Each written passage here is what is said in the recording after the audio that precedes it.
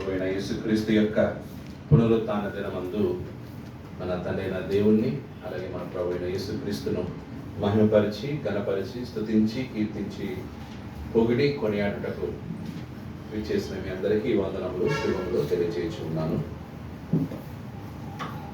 మనం ప్రతి ఆదివారం తండ్రి కుమార పరిశుద్ధాత్మ యొక్క సహవాసానికి మనం వచ్చి ఉన్నాం. అంటే ప్రత్యేకంగా ఈరోజు ప్రభు దినాన మన వారి సహవాసంలో మనం వారి అవడానికి మనల్ని దేవుడు పిలిచి ఉన్నాడు. తండ్రిన దేవుడు తన కుమారుని యొక్క సహవాసమునకు మనల్ని పిలిచి ఉన్నాడు. కాబట్టి యేసు ప్రభు చెప్పినట్లు ఆయన ఉన్నాడు, యుగ సమాప్తి వరకు నేను మీతో కూడా ఉంటున్నాను. సో కాబట్టి యేసుక్రీస్తు యొక్క సహవాసం మనకి యుగ సమాప్తి వరకు ఉంటుంది. అంటే ఆయన రెండవ రాకడ వరకు ఆయన సహవాసంలో మనం కొనసాగుతూ ఉన్నాం. కాబట్టి మరి ఈరోజు యేసు ప్రభు కూడా మనతో పాటు ప్రభు బలని ఆచరించినప్పుడు ఆయనతో మనం సహవాసం చేస్తాం. ప్రభు వల్ల ద్వారా వాక్యం ధ్యానించడం ద్వారా ఈ యొక్క వాక్యాన్ని స్థిరపరిచిన వాడు దయచేసిన వాడు పరిశుద్ధాత్మ. సో పరిశుద్ధాత్మ యొక్క ప్రేరేపణతో మరి ఆయన శక్తి ద్వారా ఈ యొక్క వాక్యం మనకి దొరికింది. అలాగే మరి పాటల్లోనూ ప్రార్థనలోనూ తండ్రిని కుమారుని మనం ఘనపరుస్తున్నాం, కీర్తిస్తున్నాం, మహిమపరుస్తున్నాం. సో ఈరోజు కొరకు మరి మనం ఎంత ఆశతో ఎదురు చూస్తామో తెలియదు, కానీ పరలోకంలో తండ్రైన దేవుడు, యేసుక్రీస్తు, పరిశుద్ధాత్ముడు, దేవతలందరూ వాళ్ళు ఈరోజు కొరకు ఎదురు చూస్తూ ఉంటారు. మనందరం కలిసి కుటుంబంగా ఏక శరీరంగా ఏక మనసుతో ఏక హృదయంతో మనందరం కలిసి ఇలా కూడినప్పుడు దేవునికి చాలా సంతోషం, దేవునికి చాలా ఆనందం. అంతకన్నా ఆయనకి గొప్పది మరొకటి లేదు. తన కుమారులందరూ కలిసిమెలిసి ఉన్నారు, తన కుమారులందరూ ఏకంగా ఉన్నారు, తన కుమారులందరూ ఒకే సత్యాన్ని నమ్ముతున్నారు, ఆ సత్యాన్ని అంగీకరించారు. రైట్, తన కుమారుని యేసుక్రీస్తు యొక్క పట్ల మనం ఎంత విశ్వాసం కలిగి ఉన్నామో అది చూచినప్పుడు తండ్రిన దేవునికి ఎంతో సంతోషం, ఆనందం. ఓకే, సో కాబట్టి ఈ సమయంలో మనం కూడా ఆనందంగా, సంతోషంగా, ఉత్సాహంగా దేవుని యొక్క వాక్యాన్ని ధ్యానించుదాం. So Sunday is a happy day, కాబట్టి ఎప్పుడు హ్యాపీగా ఉండాలి. మండే అయితే సాటర్డే, ఎందుకు డ్యూటీకి వెళ్ళాలి కానీ. సో డ్యూటీకి వెళ్ళాలి కాబట్టి మండే అనగానే మండే ఎప్పుడైనా ఆఫీస్ చూసారు మార్నింగ్ వెళ్ళగానే ఎలా ఉంటాయి అందరి ఫేస్లు, ఎవరో హ్యాపీగా ఉంటాడు. మండే అందరూ సాడ్గా ఉంటారు, సాడ్గా వెళ్తారు. So Sunday sad it's not sad day, it's happy day. సంతోషంగా ఆనందంగా మనం దేవుడిని మహిమపరుస్తాం. రైట్, 21వ అధ్యాయం మనం చదువుకుంటున్నాం. పోయినసారి 2 వచనాలే చదివాం కదా. 21వ అధ్యాయంలో మొదటి వచనంలో ఏముంది చదవండి. అంతటా నేను కొత్త ఆకాశమును కొత్త భూమిని చూచితిని. మొదటి ఆకాశమును మొదటి భూమి గతించిపోయాను, సముద్రమును ఇకను లేదు. మరియు నేను నూతనమైన యెరూషలేము అను పరిశుద్ధ పట్టణము తన భర్త కొరకు అలంకరింపబడిన పెళ్లి కుమార్తె వలె సిద్ధపడి. సో 21:1 ఏముంది? క్రొత్త ఆకాశము, క్రొత్త భూమి. 21 క్రొత్త ఆకాశము, క్రొత్త భూమి. దీని గురించి పోయిన వారం చదివాం, డీప్గా ఆలోచించాం. నెక్స్ట్ బీప్లో 21:2 కదా. ఏంటి? నూతన. ఇదేం రాస్తున్నా? రాసేనా? నోట్స్ ఏం రాస్తున్నా? నూతన. నెక్స్ట్ అంతేనా? క్రొత్త ఆకాశము, క్రొత్త భూమి, మరి అలాగే నూతన సముద్రం. ఎక్కడ రాసే? బి, సి రాసే. సి పాయింట్ 3 పాయింట్ రాసే. ఇది 2 ఏ బి, అంతే కదా. సో 1, 2 వచనాలు ఆలోచించాం. రైట్, 3వ వచనం చూడలేదు. ఓకే, 3వ వచనం 3 నుండి 4 వచనాలు రాస్తాం. సి వచ్చి 21వ అధ్యాయం 3 నుండి 4 వచనాల్లో ఒకసారి గట్టిగా చదవండి. 3 నుండి 4 వచనాలు. Proclamation from heaven. ఓకే, ఒక ప్రకటన. అప్పుడు ఇదిగో దేవుని నివాసము మనుషులతో కూడా ఉన్నది. ఆయన వారితో కాపురముండును. వారు ఆయన ప్రజలై ఉందురు. దేవుడు తానే వారి దేవుడై ఉండి వారికి తోడై ఉండును. ఆయన వారి కన్నుల ప్రతి బాష్ప బిందువును తుడిచివేయును. మరణము ఇక ఉండదు. దుఃఖమైనను ఏడ్పైనను వేదనైనను ఇక ఉండదు. మొదటి సంగతులు గతించిపోయినని సింహాసనం నుండి వచ్చిన గొప్ప స్వరము చెప్పుట వింటిని. ఓకే, గొప్ప స్వరము చెప్పుట వింటిని. సో గొప్ప స్వరము ప్రకటన చేస్తుంది. ఏమని ప్రకటన చేస్తుంది? రైట్, ఒకటి ఏమని ప్రకటన చేస్తున్నారంటే దేవుని నివాసము మనుషులతో కూడా ఉన్నది. సో ఫస్ట్ ఏమన్నాడంట? దేవుని నివాసము మనుషులతో కూడా దేవుని నివాసము మనుషులతో కూడా ఉన్నది. మనుషులతో కూడా ఉన్నది. రైట్, 3వ వచనం. ఇదిగో దేవుని నివాసము మనుషులతో కూడా ఉన్నది. సో ఆయన నివాసం మనుషులతో ఉంటే ఏంటంట? దాని అర్థం ఏంటంటే ఆయన వారితో కాపురం ఉండును. ఓకే, సో దేవుడు వారితో ఏమన్నాడు? కాపురం ఉండును. ఇంగ్లీష్లో ఏమన్నారు ఈ మాటను?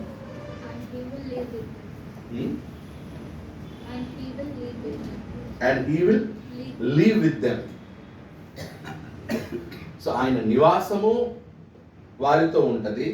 ఆయన వారితో కాపురం ఉండును. ఇంగ్లీష్లో he will live with them. తర్వాత వారు ఆయన ప్రజలై యుందురు.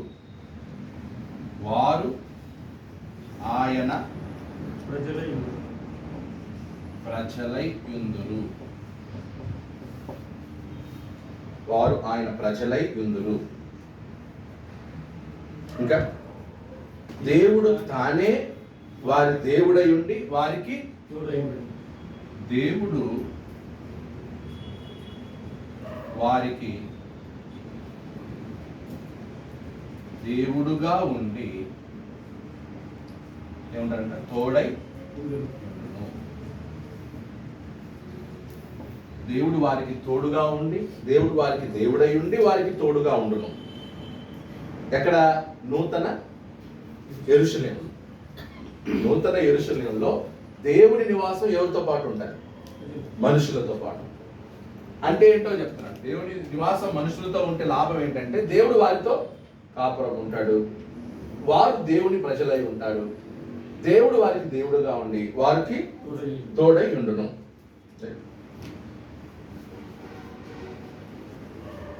అలాగే ఇంకా ఏంటంట? ఆయన వారి కన్నుల ప్రతి బాష్ప బిందువును తుడిచివేయును. ఆయన వారి కన్నుల ప్రతి బాష్ప బిందువును తుడిచి వేయును. దేవుడు వారి బాష్ప బిందువును తుడిచివేయును. 4వ వచనం. అంటే ఏం చేస్తారంట? మరణము ఇక ఉండదు. వారికి మరణము ఉండదు. వారికి మరణము సంభవింపదు. వారికి మరణం ఉండదు. అలాగే దుఃఖమైనను ఏడ్పైనను వేదనైనను ఇక ఉండదు. దుఃఖము, తర్వాత ఏడ్పు, వేదనలు ఇక ఉండవు. ఎక్కడ? నూతన యెరూషలేము. దుఃఖము, ఏడ్పు, వేదనలు ఇక ఉండవు. సో దుఃఖము, ఏడ్పు, వేదనలు ఉండని స్థలం ఏదంటే అదేది? పరలోకం. సంఘంలో కూడా దుఃఖం ఉంటుంది, సంఘంలో కూడా దుఃఖం ఉంటుంది, ఏడుపు ఉంటాయి, వేదనలు ఉంటాయి కదా. శ్రమలు వస్తాయి, బాధలు వస్తాయి, శోధనలు వస్తాయి. అవి వచ్చినప్పుడు ఏం కలుగుతుంది మనకు? దుఃఖం. మొదటి శతాబ్దంలో ఉన్న సంఘానికి ఏమొచ్చింది? శ్రమ వచ్చింది. శ్రమ వచ్చినప్పుడు వాళ్ళందరూ దుఃఖించారు, ఏడ్చారు, వేదనలు అనుభవించారు. సో నూతన యెరూషలేమైన సంఘంలో కూడా ఏముంటాయి? దుఃఖం, ఏడుపు, వేదనలు ఉంటాయి. కానీ పరలోకంలో ఉండవు. పరలోకంలో ఇంకేముండదు? మరణం ఉండదు. పరలోకంలో దేవుడు మనతో ఉంటాడు, దేవుని సన్నిధి మనతో ఉంటది, ఆయన మనతో జీవిస్తాడు, ఆయన మనతో కాపురం ఉంటాడు. అలాంటి పరలోకం కొరకు ఎదురు చూస్తున్నాం. అలాంటి పరలోకం ఎవరికి? హతసాక్షులకి. హతసాక్షులు అయ్యారు కదా, మరి వారు తిరిగి లేపబడ్డారు, పునరుద్ధానులు అవుతారు. పునరుద్ధానులు అయిన తర్వాత వారు పరలోకానికి వెళ్ళినప్పుడు వాళ్ళకి ఇంకేముండదు అనమాట. ఏడ్పైనను, దుఃఖమైనను, వేదనైనను ఉండదు. మరణం అనేది ఇక ఉండదు. భూమి మీద ఉండగా వాళ్ళు చంపేశారు, ఇప్పుడు చంపగలరా? పరలోకంలో ఉండగా ఎవరు లేదు, అసలు మరణం అనేది ఉండదు.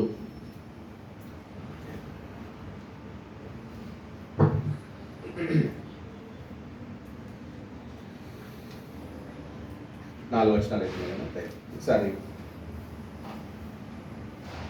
3వ అధ్యాయం 12వ వచనం చూసినట్లయితే,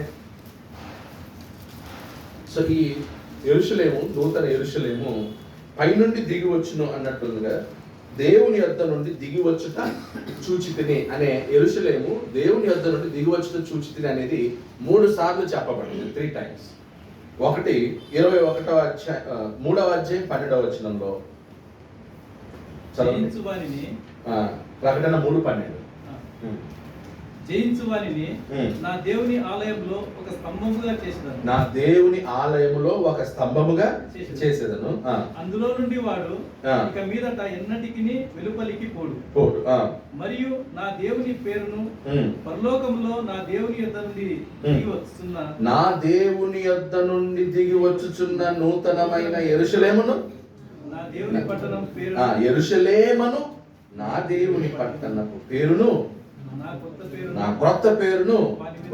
సో ఇక్కడ కూడా ఏమన్నాడు? దిగి వచ్చుట. యెరూషలేము ఏమవుతుందంట? దిగి వస్తుంది. చాలా మంది దీని చదివిలో ఏమనుకుంటారు? భూమి మీదకి వస్తుంది అనుకుంటారు.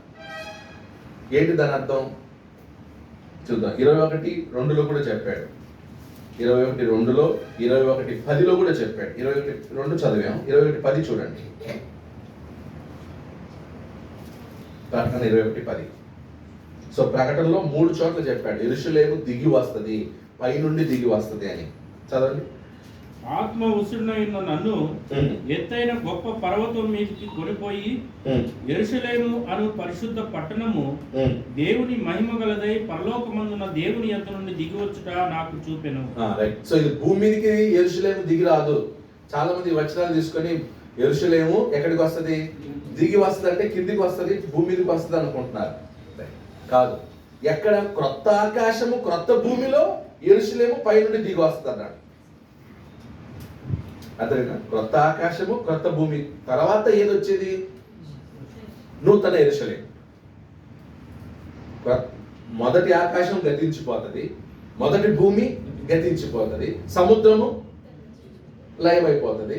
అప్పుడు ఈ విశ్వం అనేది ఉండదు. తర్వాత దేవుడు ఏం చేస్తాడు? క్రొత్త ఆకాశము, క్రొత్త భూమిని చేసినప్పుడు అక్కడికి నూతన యెరూషలేము దిగి వస్తుంది. అంటే దేవుడే మనుషుల దగ్గరికి వస్తాడని అర్థం. మనుషులు దేవుని దగ్గరికి వెళ్ళరు, దేవుడే మనుషుల దగ్గరికి వచ్చి వాళ్ళతో పాటు ఉంటాడు. అర్థమవుతుందా? ఆయన దిగి వస్తాడు అంటే ఆయన మనుషులతో పాటు ఉండడానికి, మనుషులతో కాపురం చేయడానికి, మనుషులతో జీవించడానికి ఆయన దిగి వస్తాడు. ఓకే, అర్థమవుతుందా? పరలోకం అనగానే సో నూతన యెరూషలేము దిగి వస్తుంది అంటే దేవుడు వారితో పాటు ఉంటాడని అర్థం. ఇప్పుడు ఉదాహరణకి ఒక ఇంటికి వెళ్ళాము, పైన చీఫ్ గెస్ట్ ఉన్నాడు అనుకోండి, మనం అందరం వెయిట్ చేస్తూ ఉన్నాం. సో ఎవరు ఆఫీసర్, ఆయన క్యాబిన్ వేరేది ఉంటుంది కదా, అందరు ఆఫీసర్ వెయిట్ చేస్తూ ఉంటారు బాస్ కోసం, సూపర్. అప్పుడు ఆ బాస్ పై నుంచి ఏం చేస్తాడు అన్నమాట, కిందికి దిగి వచ్చి అప్పుడు ఎంప్లాయీస్ అంతా మాట్లాడి కూర్చున్నారు. సో అలా దేవుని యొక్క సన్నిధి మనుషుల మధ్యకి వస్తుంది. ఆయన మీతో ఉంటాడు, మీ మధ్యలో ఉంటాడు, మీతో నివాసం చేస్తాడు. ఆయన మీతో ఉన్నప్పుడు ఇంకా ఏడుపు దుఃఖం ఎక్కడ ఉంటుంది, మరణం ఎక్కడ ఉంటుంది ఇంకా అని అర్థం.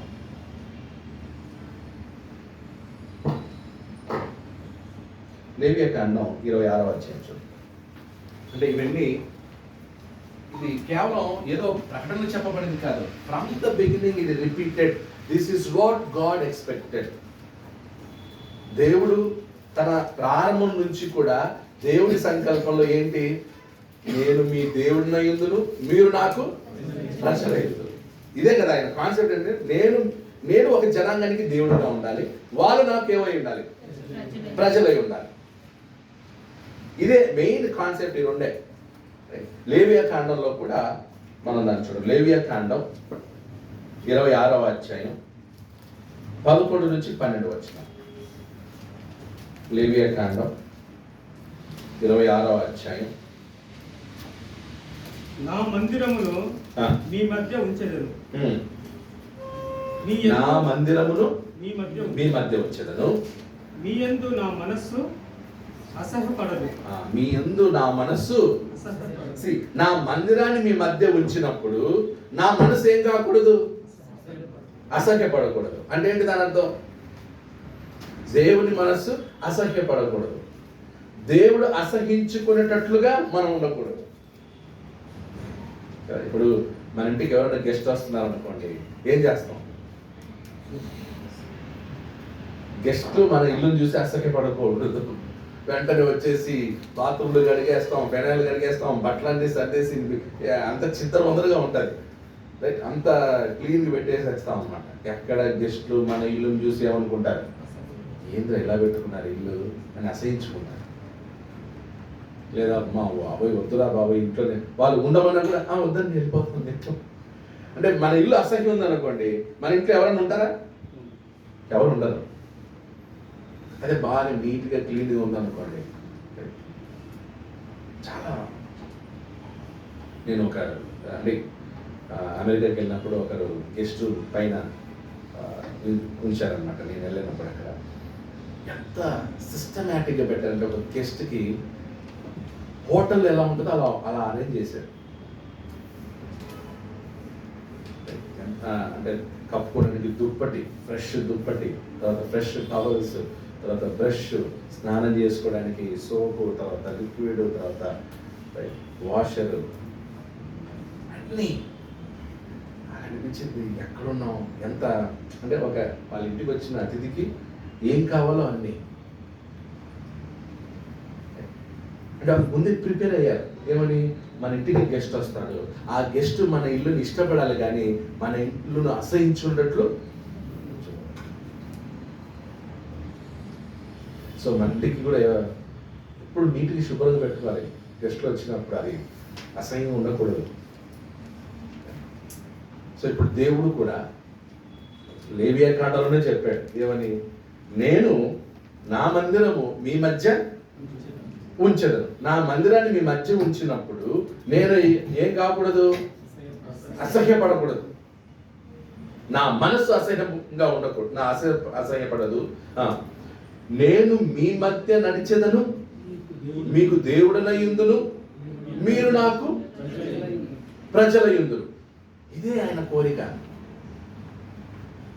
నేను మీ మధ్యలో ఉంటాను, మీతో ఉంటా, మీ దేవుడనై ఉంటా, మీరు నాకు ప్రజలై ఉండండి, నన్ను సంతోష పెట్టండి, నా మనసుని అసహ్యపరచవద్దు. అంటే దేవుడు ఇక్కడ మనుషులతో పాటు ఉండాలన్న కోరిక ఉంది దేవునికి. మనుషులతో జీవించాలి, మనుషులతో సమయాన్ని గడపాలి, మనుషుల మధ్యలో ఉండాలి, హ్యాపీగా ఫీల్ అవ్వాలి. అర్థమవుతుందా లేదా? సో నేను ఒక అమెరికాలో ఒక కపుల్ని కలిసాను, భార్య భర్తకు తెలిసినప్పుడు వాళ్ళు మేము నెక్స్ట్ మంత్ ఇండియాకి వెళ్తున్నాం అని ఎంత ఆనందిస్తుందంటే ఆమె. షాక్ అయింది, ఏంటి ఇండియాకి వెళ్దాం అంత హ్యాపీ అన్నా. అవును నిజం, అక్కడ మేము వెళ్ళే చోటికి ఆ ఊరోళ్ళు మమ్మల్ని ఎంత ప్రేమిస్తారంటే వాళ్ళ మధ్య ఉండటం నాకు చాలా ఇష్టం, ఈ హ్యాపీ ఫీల్ అవుతుంది. అంటే ఏంటి, వాళ్ళకి సంవత్సరానికి ఒకసారి ఇండియాకి వస్తారంట. ఇండియాకి వచ్చినప్పుడు ఇండియాలో ఉన్నటువంటి వాళ్ళ మధ్యలో ఉండటం వాళ్ళకి ఇష్టం, ఆనందిస్తున్నారు. వాళ్ళు టికెట్స్ బుక్ చేసుకున్నప్పుడు ఎంత హ్యాపీగా ఫీల్ అయ్యారు వాళ్ళు. మేము వెళ్ళిపోతాం, ఇండియాకి వస్తున్నాం, వాళ్ళని చూస్తాం, వాళ్ళతో పాటు ఉంటాం, వాళ్ళతో వాళ్ళు ఏం పెట్టినా తింటాం. ఓకే, మరి కాదు అక్కడ ఉన్నప్పుడు అంత హ్యాపీగా లేరేంటి వాళ్ళు? అంటే మనుషుల మధ్యలో ఉండటం, ఒక ఉన్నత స్థితిలో ఉన్నవాడు ఓకే దీన స్థితిలో ఉన్నటువంటి వారి మధ్య హ్యాపీ ఉందంటే అది ఎవరి గొప్పతనం? అంటే దేవుడు ఉన్నతమైన వాడు, సర్వోన్నతుడు. ఆయన స్టాండర్డ్ ఏంటి, ఆయన పరిశుద్ధత ఏంటి, అసలు ఆయన స్థాయి ఏంటి, ఆయన లెవెల్ ఏంటి? అలాంటి దేవుడు తన సన్నిధిని ఎవరి మధ్య ఉంచుతాడంట? ఉంచుతాడు. ఫస్ట్ ఇశ్రాయేలుతో అది వ్యక్తపరిచాడు, ఇశ్రాయేలుతో కోరుకున్నాడు. వారిని ప్రత్యేకంగా జనాంగంగా ఎన్నుకొని మీ మధ్యలో నేను ఉంటాను, మీరు నాకు ప్రజలై ఉండండి, నేను మీకు దేవుణ్ణి ఉంటాను, నన్ను ఆనందింపచేయండి, నన్ను సంతోషపరచండి, అసహ్యమైనది ఏది చేయొద్దు. ఏ గెస్ట్ అలా అడగాడు యాక్చువల్లీ, కానీ దేవుడు అడుక్కుంటున్నాడు, నేను వస్తాను, నీ మధ్య ఉంటాను, ఏం చేయొద్దు, నా మనసు అసహ్యపడేటట్టు. ఓకే, అంటే అది దేవుడు వస్తున్నాడని తెలిస్తే అది జనాలకి తెలుసు, కామన్ సెన్స్ అది. ఇప్పుడు మన ఇంటికి పలానా వాళ్ళు గెస్ట్ వస్తున్నారు అనుకోండి, గెస్టులు చెప్పాలా మనకి, మేము మీ ఇంటికి వస్తున్నాం, అసహ్యం పెట్టుకోవద్దు మీ ఇల్లు అని గెస్టులు చెప్పాలా, లేకపోతే మన కామన్ సెన్స్ అది? Common sense. గెస్టులు చెప్పరు ఏమని, నేను మీ ఇంటికి వస్తున్నాను, బాగా వండి పెట్టండి, మంచివి పెట్టండి, అది పెట్టండి, ఇది పెట్టండి, కొంచెం ఇల్లు శుభ్రంగా పెట్టండి, టాయిలెట్లు కడగండి, మంచి ఫ్రెష్ టవల్ ఇవ్వండి, ఫ్రెష్ బ్లాంకెట్ ఇవ్వండి. గెస్ట్ అడుగుతాడా? వాళ్ళు వస్తారు, అవన్నీ చేసి పెట్టే బాధ్యత ఎవరిది? అది కామన్ సెన్స్ అంతే. కానీ దేవుడు ఇక్కడ తెలియదు కదా మనుషులకి, దేవుని యొక్క స్థాయి అంటే తెలియదు. కాబట్టి దేవుడే చెప్పుకుంటున్నాడు, నేను మీ మధ్యకు వస్తున్నాను, నా సన్నిధినే తీసుకొస్తున్నాను, నా మందిరాన్నే ఉంచుతాను, కానీ నేను మీ మధ్య ఉండగా ఏం చెయ్యొద్దు, నాకు అసహ్యమైనవి చేయొద్దు, అసహ్య కార్యాలు చేయొద్దు, అసహ్య కార్యాలు చేయొద్దు, అవి నాకు ఇష్టం కాదు. విగ్రహారాధన చేయొద్దు, అది అసహ్యమైంది నాకు. నేను మీ మధ్య ఉండాలంటే విగ్రహారాధన చేయొద్దు, అసహ్యమైంది. నేను మీ మధ్య ఉండాలంటే వ్యభిచారం చేయొద్దు, అది నాకు అసహ్యమైంది.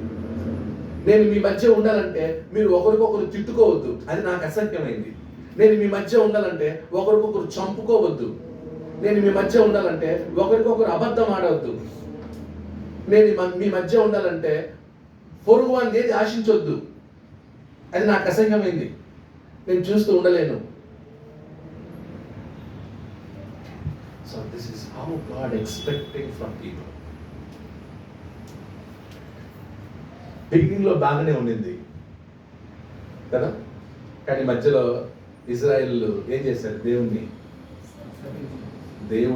దేవుడు తన సన్నిధిని తనంతట తానే తీసేటట్లు ప్రవర్తించాడు. అందుకే దేవుడు తన సన్నిధిని ఏం చేశాడనమాట? తీసేశాడు. మళ్ళీ యెరూషలేము దేవాలయం కట్టినప్పుడు, సొలొమోను దేవాలయం కట్టినప్పుడు అక్కడ కూడా సొలొమోను చెప్పాడు,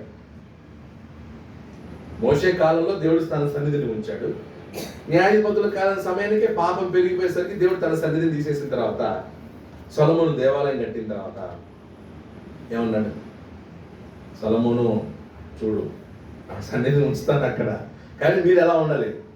నాకు నచ్చినట్లుగా ఉంటేనే, నా ఆజ్ఞలు గైకొంటేనే, నా పరిశుద్ధతని మీరు కొనసాగిస్తేనే నేను మీ మధ్య ఉంటాను, లేకపోతే వెళ్ళిపోతాను. అంతంతా చెప్పిన బాగానే ఉండింది. ప్రతిష్ట బలి చేశారు, ఎవరు? సొలొమోను బలి చేశాడు ప్రతిష్ట, దేవాలయం మహిమతో నిండిపోయింది. అక్కడ భలే ఉంది అసలు ప్రతిష్ట, యెరూషలేము దేవాలయం ప్రతిష్ట కొత్తగా కట్టినప్పుడు. కానీ ఏమైంది తర్వాత? డైరెక్ట్గా చెప్పిన సొలొమోనే ఏం చేశాడు? పప్పులో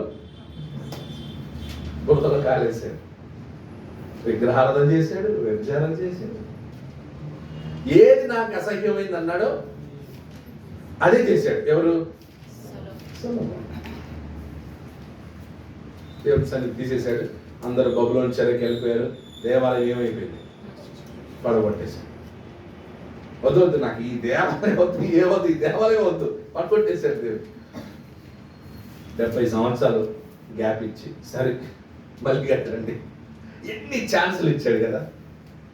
అంటే మనుషులు దేవుణ్ణి ఎంత అసహ్య పెడుతున్నా దేవుడు మాత్రం ఎవరి దగ్గరికి వస్తాడు? ఏ దేవుడు అండి అసలు? అంటే ఎక్కడో దేవునికి ఒక హోపు ఏంటి? వీళ్ళు మారుతారు, కొంతమంది దొరుకుతారు. ఆశతో మళ్ళీ 70 సంవత్సరాల తర్వాత వెళ్ళండి పోయి కట్టండి దేవాలయం అన్నాడు అని వదిలితే, వాళ్ళు బబులోను నుంచి వచ్చి యెరూషలేముకి వచ్చి దేవాలయం కట్టుకుంటే వాళ్ళు ఇల్లు కట్టుకుంటున్నారు, మళ్ళీ అక్కడ తల అవుతున్నారు. నేను ఎందుకు మిమ్మల్ని బబులోను చేతి నుంచి విడిపించాను? వెళ్ళి నా మందిరం కడతారండి, మీరేం చేస్తున్నారు? మీ ఇల్లు కట్టుకుంటున్నారండి అని మళ్ళీ హగ్గయి ప్రవక్తని పంపిస్తే, ఆ హగ్గయి ప్రవక్త వచ్చి వద్దుందా మీకు ఫస్ట్ ఆయన సన్నిధి లేకుండా మీరు ఎలా బతుకుతారా? మీరు ఆయన సన్నిధి ఉండాలంటే దేవాలయం ఉండాలి. ఫస్ట్ ఏం చేయండి? దేవాలయం కట్టండి, అప్పుడు దేవుడి సన్నిధి మీతో ఉంటుంది, అప్పుడు మీ పంటలు, మీ సంపద, దేవుడు మిమ్మల్ని ఆశీర్వదిస్తాడు. ఆయన ఆలయాన్ని పక్కన పెట్టి మీరు ఇల్లు కట్టుకుంటారేంటి అని హగ్గయి వచ్చి మళ్ళీ గడ్డి పెడితే అప్పుడు మళ్ళీ దేవాలయం పూర్తి చేశారు. అది ఎన్ని ప్రాబ్లమ్స్, రైట్? ఎన్ని ప్రాబ్లమ్స్, ఆటంకాలు. అవి 40 సంవత్సరాలు 48 సంవత్సరాలు అనుకున్నాను ఆ దేవాలయం పూర్తి అవ్వడానికి. 48 years పట్టింది. సో ఇలా పాత నిబంధనలో దేవుడు పదే పదే తన సన్నిధిని ఎవరి మధ్యలో కోరుకున్నాడు? ప్రజలతో ఉండాలి, ప్రజలతో పాటు ఉండాలి, నేను వారికి దేవుడినై ఉండాలి, వారు నా ప్రజలై ఉండాలి, నా ఆజ్ఞలు గైకొనాలి, నన్ను సంతోషపెట్టాలి. ఇదే ఆయన కోరిక, అంతే. అంతే తప్ప ఆయన బలిని కోరేవాడు కాదు, అర్పణని కోరేవాడు కాదు. విరిగి నలిగిన హృదయం. అలాంటి మనుషుల మధ్య ఆయన జీవించాలనుకున్నాడు. పాత నిబంధనలో సాధ్యమైందా? మాట్లాడుతుంది.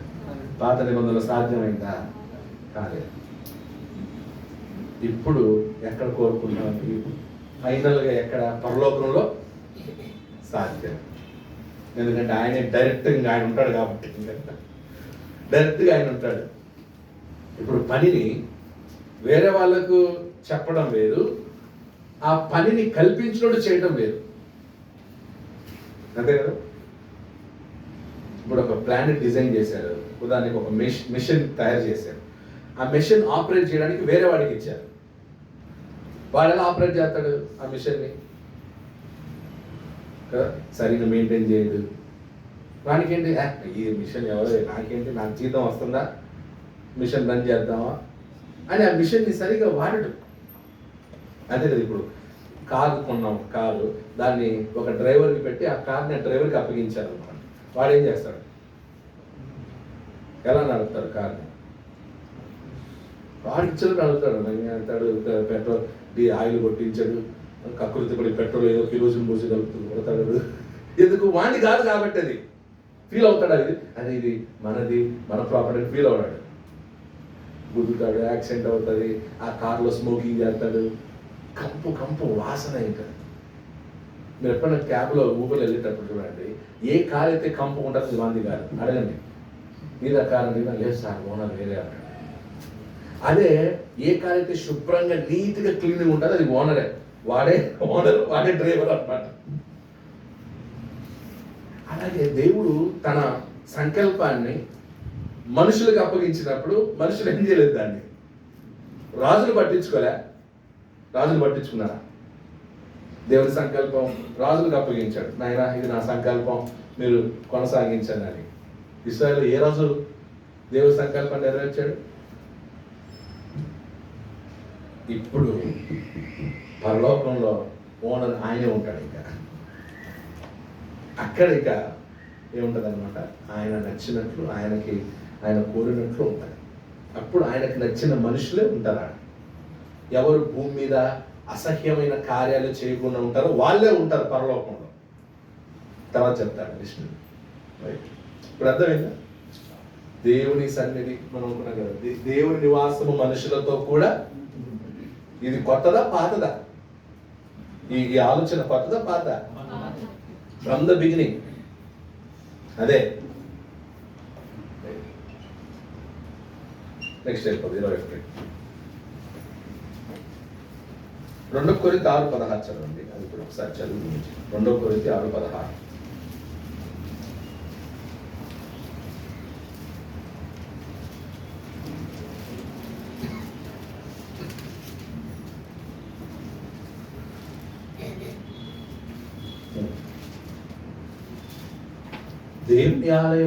దేవుని ఆలయములకు విగ్రహములతో ఏమి పొందిక? మనము జీవము గల దేవుని ఆలయమై ఉన్నాము.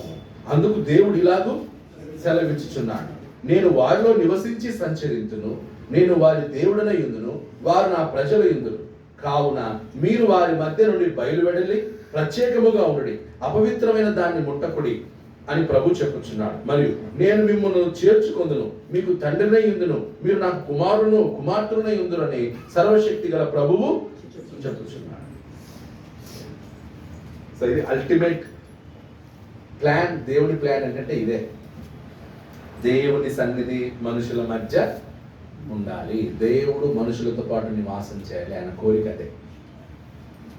ఓకే, ఆయన కోరిక అదే. నాతో ఒక అమెరికన్ ఉన్నాడు. నేను అన్నాను, రిటైర్డ్ అయిన తర్వాత నీ ఆశ ఏంటి? రిటైర్డ్ అయిన తర్వాత ఏ దేశంలో ఉండాలనుకుంటున్నాం అని అడిగాను నేను. అప్పుడు ఆయన అన్నాడు, రిటైర్డ్ ఒకవేళ నాకు ఛాన్స్ వస్తే I want to leave with Asians అన్నాడు. ఏషియన్స్ అంటే ఇండియా, థాయిలాండ్, సింగపూర్, ఈ బాగా ఏషియా అంట. ఏషియన్ పీపుల్తో నేను ఉండాలి, ఏషియన్ కంట్రీస్లో ఉంటాను నేను. ఎందుకన్నా అక్కడ మనుషులు బాగుంటారు, ప్రేమిస్తారు, అక్కడ ఏదో సంథింగ్ మ్యాజిక్ ఉంది. అక్కడ ఎప్పుడు మనుషులు తిరుగుతూ ఉంటారు. మరి మీ దేశం ఉన్నారు, ఎవరింట్లో వాడు ఉంటాడు, ఎవడు పట్టించుకోడు.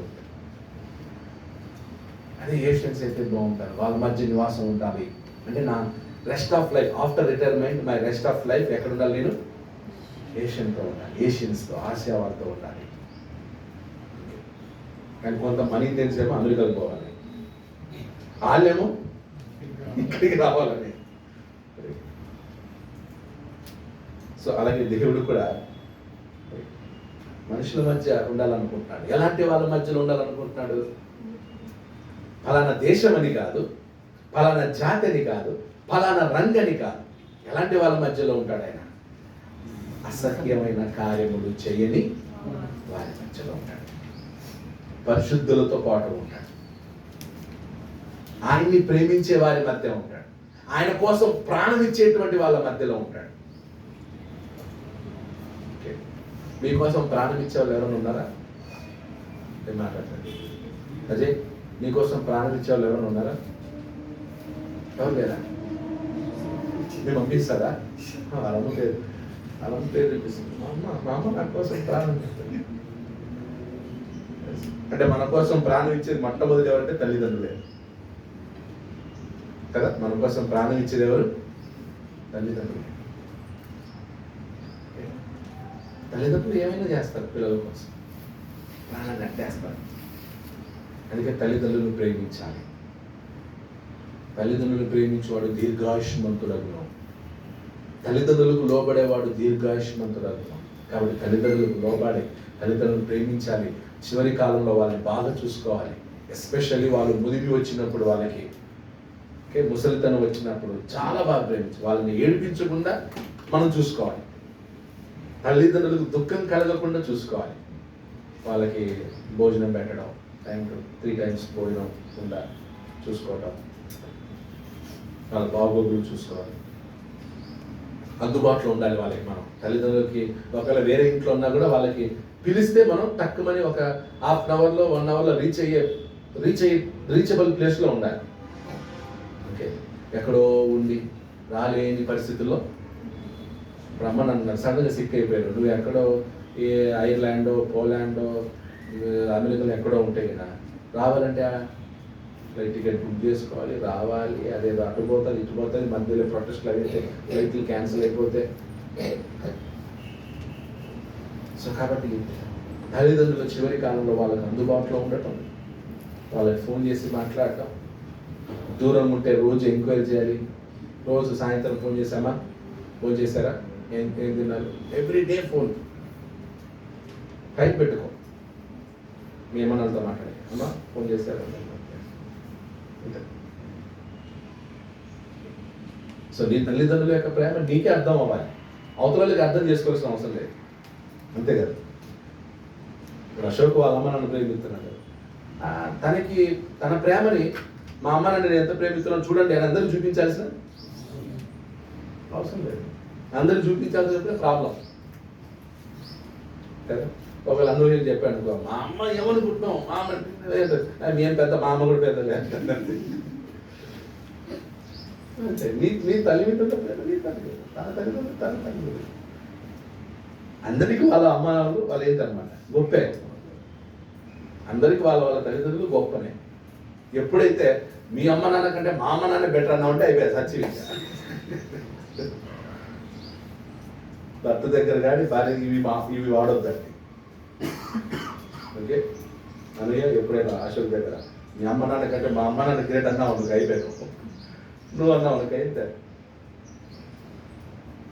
వాళ్ళ వాళ్ళ ప్రేమను మనం రెస్పెక్ట్ చేయాలి, especially after marriage. Before marriage వేరు, ఆఫ్టర్ మ్యారేజ్ వేరు. సో అది చాలా ఇంపార్టెంట్. సో దేవుడు కూడా అలా తల్లిదండ్రులు ఎవరైతే ప్రేమిస్తారో, లోబడతారో అలాంటి వాళ్ళ మధ్య ఆయన కూడా ఉండాలని ఇష్టపడతాడు. తల్లిదండ్రుల్ని ధిక్కరించేటువంటి వాళ్ళ మధ్య దేవుడు ఉండడు. తల్లిదండ్రులనే చూడలేడు, నా మీద ప్రేమ చూపిస్తాడు వీడు. వెళ్దాం 20 5 నుంచి చదువు. 5 నుంచి 8 వచ్చినారు.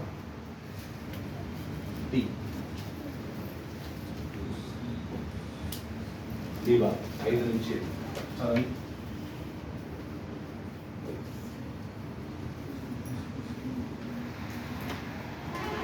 అప్పుడు సింహాసనాసీనుడైన వాడు, ఇదిగో సమస్తమును నూతనమైనవిగా చేయుచున్నానని చెప్పెను.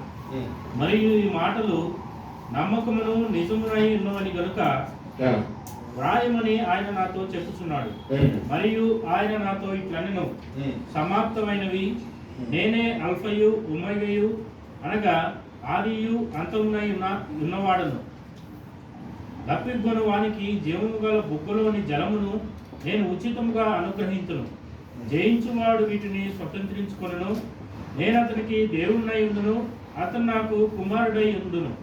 పిరికివారును, అవిశ్వాసులను, అసహ్యులను, నర అంతకులను, వ్యభిచారులను, మాంత్రికులను, విగ్రహారాధికులను, అబద్ధికులందరూ అగ్ని గంధకములతో మండు గుండములో పాలు పొందుదురు. ఇది 2వ మరణము. 5 నుంచి 8 వచనాల్లో సింహాసనాసీనుడై ఉన్నవాడు చెప్పినటువంటి సంగతులు ఏమనగా, ఇదిగో సమస్తమును నూతనమైనవిగా చేయుచున్నానని చెప్పాను. సమస్తమైనవి ఏం చేస్తున్నానంట? నూతనమైనవి.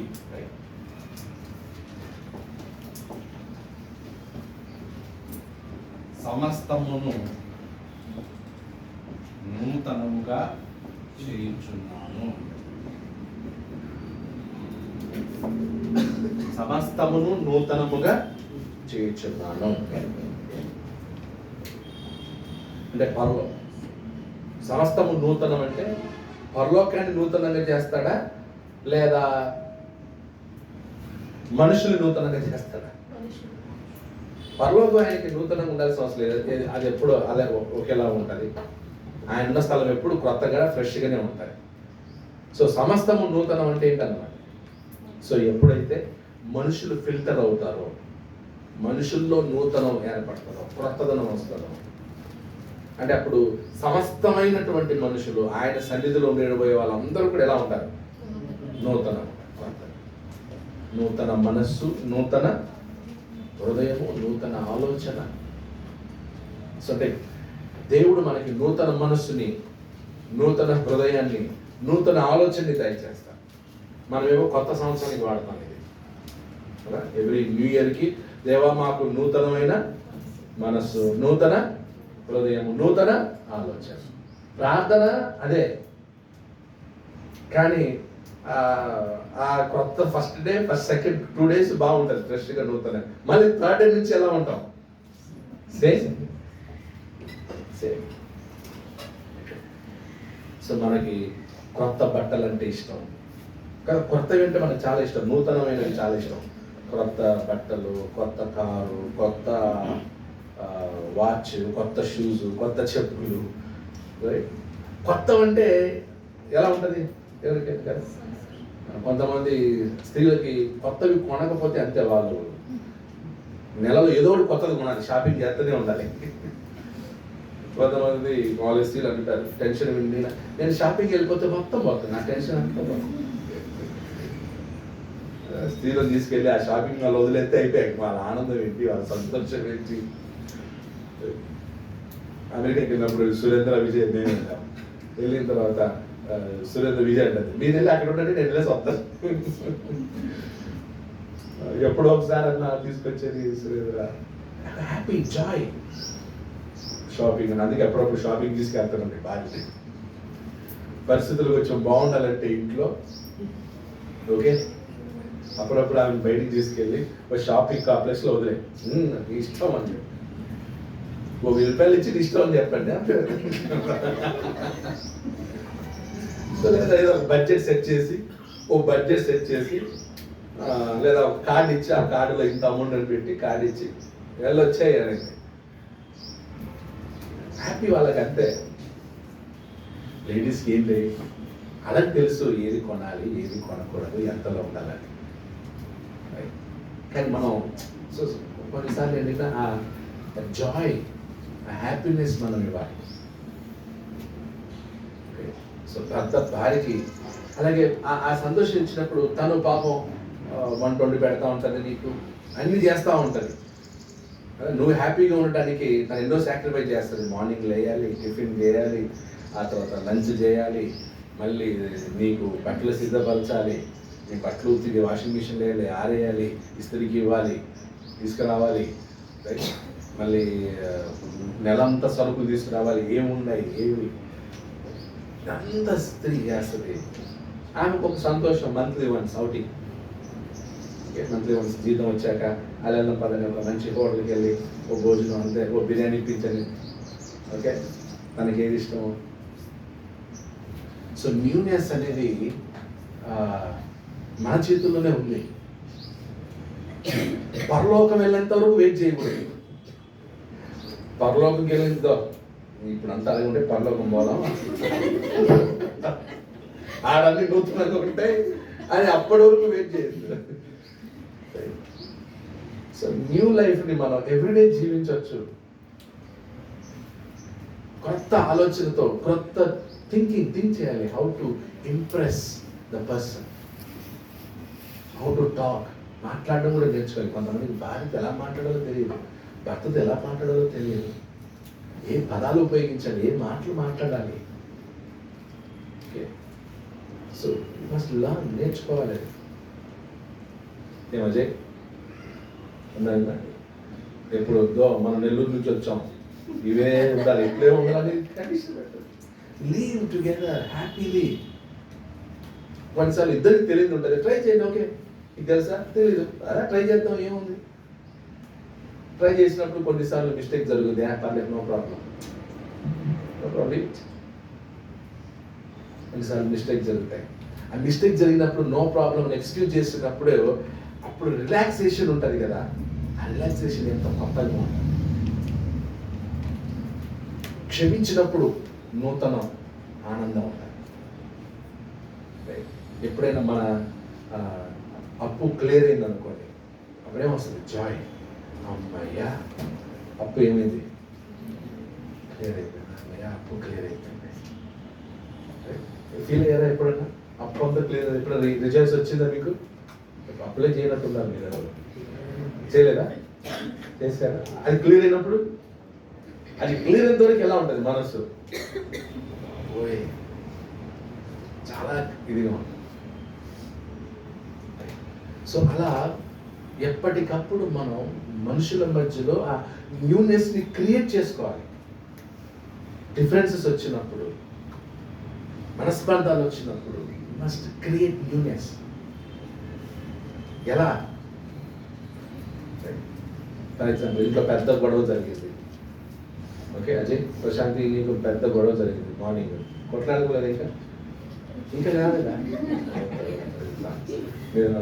వస్తుంది. సో పొద్దున దెబ్బలాడని ఏదో అయిపోయింది. ఈవినింగ్ వెళ్ళేటప్పుడు నువ్వేం చేయాలి? చాక్లెట్, డైరీ మిల్క్ చాక్లెట్ ఏదో ఒకటి 130 రూపాయలు ఎంతో ఉంటుంది సార్ చాక్లెట్. ఆ చాక్లెట్ తీసుకెళ్ళి దానికి వెళ్ళి ఇచ్చామనుకో, క్లియర్ అయిపోయాను. నువ్వు అది ఏమి ఇవ్వకుండా అట్లే పోయినావు అనుకో మొండిగా, పొద్దున్న చేసిన అదే పెడతాను నీకు. మన చేతుల్లో ఉంది. రిలేషన్షిప్ని రిఫ్రెష్ చేసుకోవడానికి ఎవరి చేతుల్లో ఉంది? పరలోకం వరకు వెయిట్ చేయదు. ఇది నూతనం అని చెప్పి పరలోకం వరకు వెయిట్ చేయదు. ఇది వేరు, ఇది వేరు. కానీ ఎవ్రీ డే మన లైఫ్లో న్యూనెస్, క్రొత్తదనం, నూతనంగా బ్రతకటం లేదు. ఇది కొత్త ఆలోచన. ఓకే, చాలా ఇంపార్టెంట్, చాలా ఇంపార్టెంట్. సో దేవుడు ఏమంటాడు? నా సమస్తమును నేనేం చేస్తాను? As a head, as a God, as a head, as a God, it's his responsibility. దేవుడిగా ఆయన బాధ్యత. దేవుడిగా తన బిడ్డల యొక్క దుఃఖాన్ని తీసివేసే బాధ్యత అయింది. తన బిడ్డల యొక్క వేదన్ని తీసివేసే బాధ్యత అయింది. తన బిడ్డల యొక్క కష్టాన్ని తీసివేసే బాధ్యత అయింది. హీ క్యాన్, ఆయన చేయగలడు, ఆయన సమర్థుడు. ఓకే, అదే నాకు కంపేర్ చేసుకుంటే మనకు కూడా ఇంటి యజమానుడివి, ఒక ఇంటి యజమానుడిగా యు క్యాన్, ఒక భర్తగా యు క్యాన్, ఒక తండ్రిగా యు క్యాన్, ఒక పురుషుడిగా యు క్యాన్.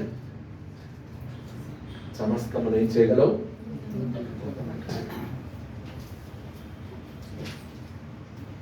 అంటే మన ఏదో పుస్తకం చదువుకొని వెళ్తారు, ప్రకటన గ్రంథం చదివితే మనకి ఎవరు ప్రైజ్ ఇవ్వరు, లేదా ప్రకటన గ్రంథం చదివిన తర్వాత మనకి ఎవరో మెచ్చుకోరు. బట్ ఇట్స్ అప్లికబుల్, మనం అప్లై చేసుకుంటే వెళ్ళాలి.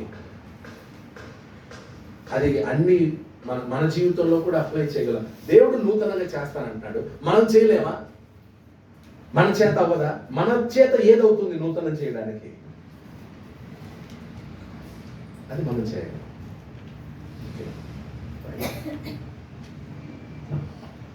తర్వాత 6వ వచనం,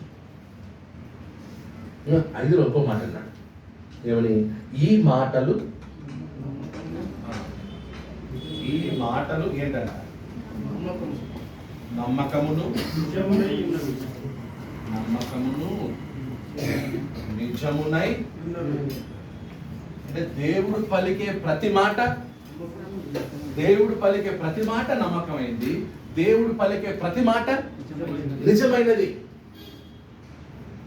కాబట్టి బైబిల్లో చెప్పినటువంటి మాటలు అబద్ధం కాదు. దేవుడు చెప్పే మాటలు నమ్మకమే కాదు, ఆయన చెప్పే మాటలు నమ్మకం, నిజం. సార్ మన మాటలు ఎన్ని నమ్మకంగా ఉన్నాయి, ఎన్ని నిజంగా ఉన్నాయి? చాలాసార్లు మనం అంటుంటాం, వాని మాట మాత్రం నమ్మొద్దు రేతాం. ఎవరు చెప్పారు? ఆడ చెప్తే నమ్మొద్దు. ఓకే, ఆడు చెప్పాడా? అది నిజం ఉండదులే. ఆడు చెప్తే మాత్రం నిజం ఉండదు. అంటే మన మాట మీద సొసైటీలో రెస్పెక్ట్ ఉండాలి. ఎవరు? అవినాష్ చెప్పాడా? అవినాష్ చెప్తే కరెక్ట్. ఫలానా ఆమె చెప్పిందా? ఆమె మాట ఎంత నమ్మకం ఉంటే, ఆమె మాట ఎంత నిజమైందంటే. సో ఇలా మన మాటల్ని మనం ఏం చేసుకోవాలన్నమాట. సో కొన్నిసార్లు నేను ఊరికే మా అబ్బాయిని హ్యాపీ చేయడానికి నేను వెళ్దాం, తీసుకెళ్దాను అంటాడు. కానీ చాలా ఇంపార్టెంట్. నేను ఎంత జాగ్రత్త ఉంటాను, మా అబ్బాయి దగ్గర మాట ఇచ్చారంటే అయిపోయాను. దాన్ని మా సాధారణంగా మర్చిపోతారు, ఆడ మర్చిపోవడం డేట్తో సహా చెప్తాడు. నువ్వు పలానా టైంలో పలానా ఇది తీసుకెళ్తాను, ఇది ఎక్కడ నాకే ఆ టైం మనం ఏం చేస్తాం, ఆ టైంలో వాళ్ళని కూల్ చేయడానికి మేనేజ్ చేయడానికి ఏం చేస్తాను చెప్పేస్తాను. తర్వాత దాన్ని ఇరుక్కుంటాను నేను. చాలాసార్లు మాట తప్పి ఇరుక్కున్న రోజులు ఉన్నాయి మా అబ్బాయి దగ్గర. సో పిల్లలు కూడా గమనిస్తుంటారు మన మాటని. కాబట్టి మన మాటలు దేవుని వలె ఎలా ఉండాలి, నమ్మకంగా ఉండాలి. అప్పుడు ఆయన మాట్లాడే ప్రతి మాట నమ్మకమైనప్పుడు ఏం చెప్తున్నాడు? ఆలోచన ఏం చెప్తున్నాడు? మరియు ఆయన నాతో ఇట్లనను, సమాప్తమైనవి. ఏమన్నాడు? సమాప్తమైనవి.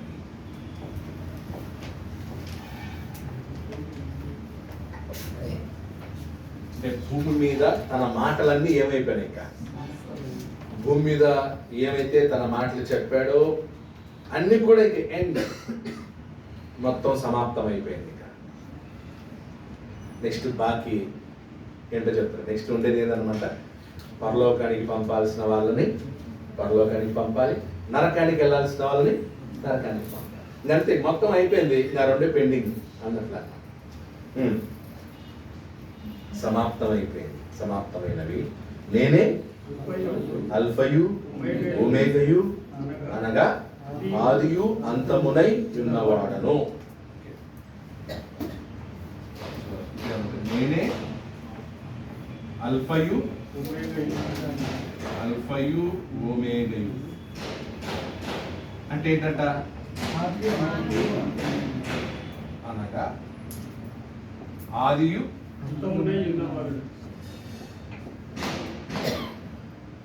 అంటే ఎందుకు అల్ఫయు ఒమేగా అని వాడాడు? గ్రీక్ భాష బైబిల్ రాయబడే కాలంలో Greek international language, right? Greek international language. అప్పట్లో మొదటి శతాబ్దంకి గ్రీక్ లాంగ్వేజ్ చాలా ఇంటర్నేషనల్గా ఉంటుంది. అప్పుడు ఆ ఇంటర్నేషనల్ గ్రీక్ లాంగ్వేజ్లో ఫస్ట్ లెటర్, గ్రీకులో ఆల్ఫాబెట్స్ ఉంటాయి. గ్రీక్ ఆల్ఫాబెట్స్ తెలుసు కదా. గ్రీక్లో ఫస్ట్ ఆల్ఫాబెట్ ఏది? ఆల్ఫా. ఇలా ఉంటాయి కదా, చూసారా? మ్యాథమెటిక్స్లో ఎందుకున్నాయి అంటే గ్రీక్లో కనిపెట్టింది మ్యాథమెటిక్స్, అందుకే వాళ్ళ ఆల్ఫాబెట్స్ ఉంటాయి. ఎప్పుడైనా ఆలోచించారా?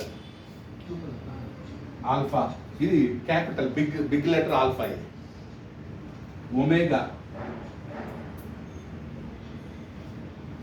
ఇది ఒమేగా, ఇది alpha. English letters copied from Greek alphabets. అందుకే చూడండి, ఆల్ఫా, బీటా, నెక్స్ట్ ఏంటి? ఆల్ఫా, బీటా, గామా, టీటా, యోటా, ఇలా ఉంటాయి ఆల్ఫాబెట్, గ్రీక్ ఆల్ఫాబెట్ లెటర్స్. నాకు ఉన్నాయి 26, దాంట్లో కూడా 26 letters. So English actually copied from Greek అన్నమాట. ఆల్ఫాబెట్స్ని వాళ్ళు తీసుకోవడం జరిగింది. సో ఫస్ట్ లెటర్ ఏదన్నమాట? లాస్ట్ లెటర్ ఏది? ఓమేగా. ఏ టు జెడ్ అంటాం కదా కొన్నిసార్లు. మనం కూడా జనరల్గా మాట్లాడేటప్పుడు ఏమంటాం? ఏ టు జెడ్ నేనేనా? మొత్తం ఏ టు జెడ్ అంతా. సో కాబట్టి అందుకే ఏ కూడా ఇంగ్లీష్లో ఏ ఇలాగే ఉంటాయి. ఈ రెండు తీసేసి ఏం చేశారనమాట, విడబెట్టారు. ఏ అయిపోయింది. గ్రీక్లో కూడా స్మాల్, బిగ్ ఉంటాయి. Capital letters, small letters. Greek language alpha, అందుకే అది వాడారు. అది స్మాల్, అది స్మాల్ లెటర్స్ లో ఆల్ఫా అలా ఉంటుంది, బిగ్ లో ఇలా ఉంటుంది. ఏలాగా ఉంటుంది స్మాల్. అందుకే స్మాల్ ఏ కూడా ఇలాగే ఉంటుంది. దాంట్లో తీసుకొచ్చింది ఏ ఇలా ఉంటుంది. సగం Greek alphabet small Greek letters లో సగం ఏది ఇంగ్లీష్ లో వేసాను మొత్తం. ఆల్ఫా స్మాల్ లెటర్, ఓకే, ఏదైనా సరే అది గ్రీక్ ఆల్ఫా, మీరు స్మాల్ అని పెట్టుకోండి, బిగ్ అని పెట్టుకోండి, ప్రొనౌన్సియేషన్ మాత్రం ఏంటి ఆల్ఫా. ఓకే, మ్యాథమెటిక్స్ లో స్మాల్ వాడతారు. ఓకే,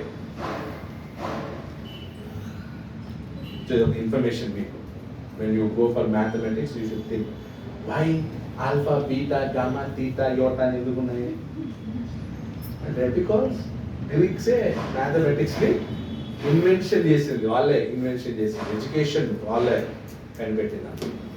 ఆ మ్యాథమెటిక్స్ కూడా స్టార్స్ ని బేస్ చేసుకొని మ్యాథమెటిక్స్ ని కనిపెట్టారు. ఓకే, సో ఇప్పుడు ఆల్ఫా ఒమేగా అనేది తండ్రికా క్రీస్తుకా సంబంధించి ఇద్దరికి, ఈ ఆల్ఫా ఒమేగా అనేది ఇద్దరికి అప్లై అయింది. దేవుడు చెప్పుకున్నాడు నేనే అల్ఫా ఒమేగా అని, యేసుక్రీస్తు కూడా చెప్పాడు. ఒకసారి 22 చూడండి, 22:13.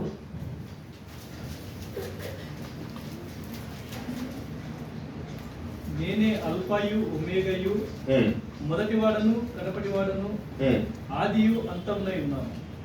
సో ఇది యేసుక్రీస్తు. అలాగే ప్రకటన 1:8 కూడా ఉంది. 1:8 ఏముంది?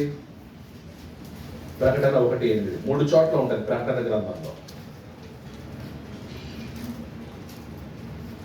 అల్ఫయు ఒమేగయు నేనే, వర్తమాన భూత భవిష్యత్ కాలంలో ఉండువాడను నేనే అని సర్వాధికారియగు దేవుడు నాకు ప్రభువు సెలవిస్తున్నాడు. సో ఈ అల్ఫయు ఒమేగా ఎవరు అన్నమాట? తండ్రికి సంబంధించి.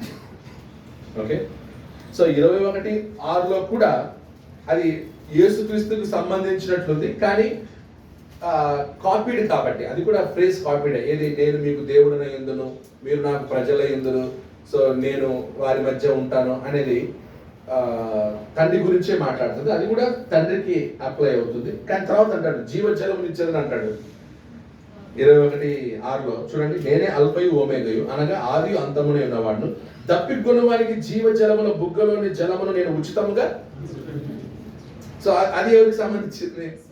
యేసుక్రీస్తు. జీవజలాన్ని ఇచ్చేవాడు ఎవరు? యేసుక్రీస్తు. సో పైన అల్ఫా ఒమేగా యేసుక్రీస్తుగా తండ్రి కంటే కింద యేసుక్రీస్తుకు వర్తిస్తుంది. సో ఈ టైటిల్ అల్ఫయు ఒమేగా అనే టైటిల్ తండ్రికి వాడబడింది, కుమారునికి వాడబడింది. ఎందుకంటే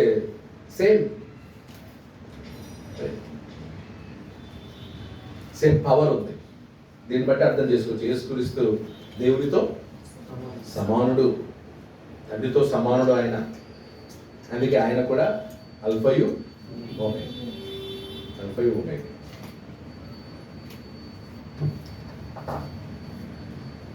నెక్స్ట్, సో నేనే అల్ఫయు ఒమేగయు అనగా ఆదియు అంతమునై ఉన్నాను. సో మళ్ళీ అక్కడ చెప్పాడు, ఏమని చెప్పాడు?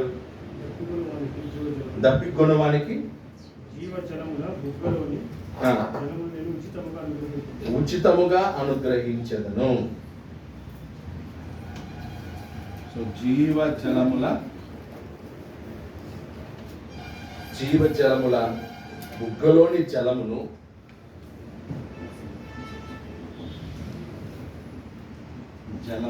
తప్పికొన్న వారికి నేను ఉచితముగా అనుగ్రహించును.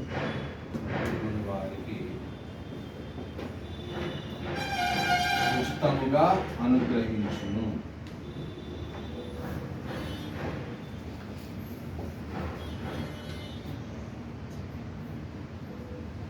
నెక్స్ట్ 7వ వచనం, జయించువాడు వీటిని స్వాతంత్రించుకును.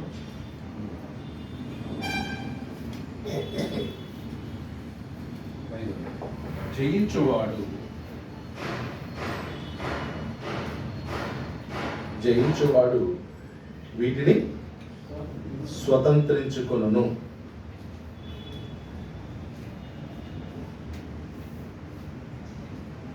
సో ఎన్ని హింసలు వచ్చినా, ఎన్ని శోధనలు వచ్చినా, ఎన్ని బెదిరింపులు వచ్చినా వాటన్నిటిని ఏం చేయాలి?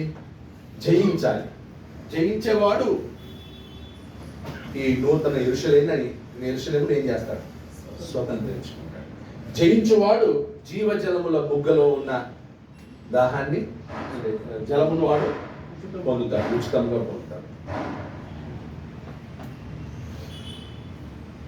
తర్వాత ఆ జయించిన వానికి నేను దేవుడనైందును, అతడు నాకు జయించు వారికి దేవుడు ఎలా ఉంటాడు? తండ్రిగా ఉండును.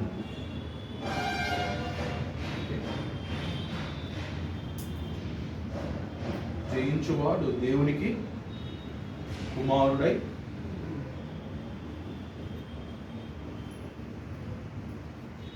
సో దేవుని కుమారులు అవ్వాలంటే జయించాలి. సో ఇప్పుడు మనం బాప్తిజం పొందిన తర్వాత దేవుని కుమారులమైనా, దేవుని కుమారులమైన మనం జయించాలి. జయించిన తర్వాత పరలోకంలో మనం శాశ్వతంగా దేవునికి కుమారులుగా ఉంటాం, వారసులుగా ఉంటాం. ఇప్పుడు దత్తపుత్రులం. ఓకే, పరలోకానికి వెళ్ళిన తర్వాత వారసులు ఉంటాం. ఇప్పుడు అడాప్షన్ సిస్టమ్ తెలుసు కదా. అడాప్షన్ అంటే ఏంటి?